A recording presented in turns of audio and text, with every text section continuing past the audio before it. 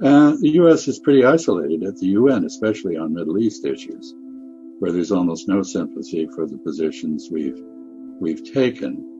And some of the issues that Nagar mentioned affecting Iran have also affected confidence in the U.S. dollar. So many countries deeply resent the use of dollar sovereignty to impose American regulation on their banks and impose American policies on their governments. It's also true that the U.S. has changed.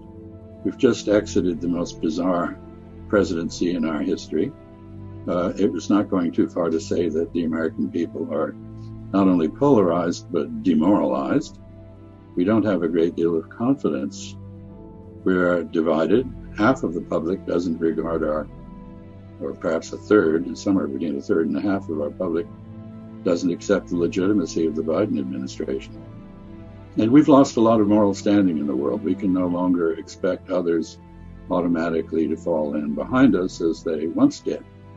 Our handling of the COVID pandemic has gained us a reputation for incompetence, which is the opposite of our. And whatever happens to the JCPOA, Iran is visibly less risk averse. It's willing to take risks with ships in the Strait of Hormuz and in the Levant. And in some ways, it's got the drop on Israel through its proxies in Syria and Lebanon. In the middle of all this, confidence in the U.S. Navy's traditional role in preserving freedom of navigation in the Persian Gulf is in question, in doubt. Instead of responding as we did in the past when Iran took a ship or two captive, we tried to organize a multinational task force and basically came up with very few participants. It's reassuring that the Albanian Navy is part of our coalition, I guess. The Gulf Cooperation Council, which never amounted to a great deal, if we're honest, is a bit like Humpty Dumpty. It's fallen off the wall.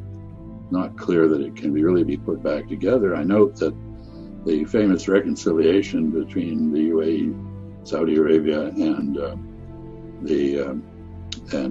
Qatar has been followed by what appears to be a Qatari campaign to replace Saudi Arabia as the principal American ally in the Gulf. So clearly, this sort of reconciliation is a bit superficial. And meanwhile, as we prepare to re-enter the JCPOA, Israel is threatening to attack Iran if that happens. The chief of staff of the IDF the other day was quite open about that, to the point where he's received criticism by other Israelis. The final point on Iran, I think I mentioned, but I think it deserves attention, and that is Middle East issues have helped isolate us at the UN.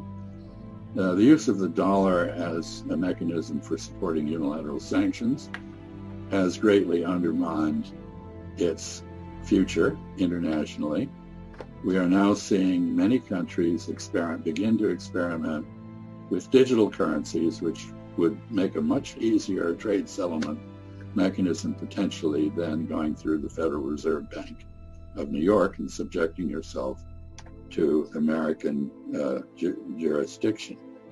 Iran is quite competent at drone production, and we've seen the use of drones of Iranian design, at least, against the facilities of Saudi Aramco with pinpoint precision. So the military environment is also changing.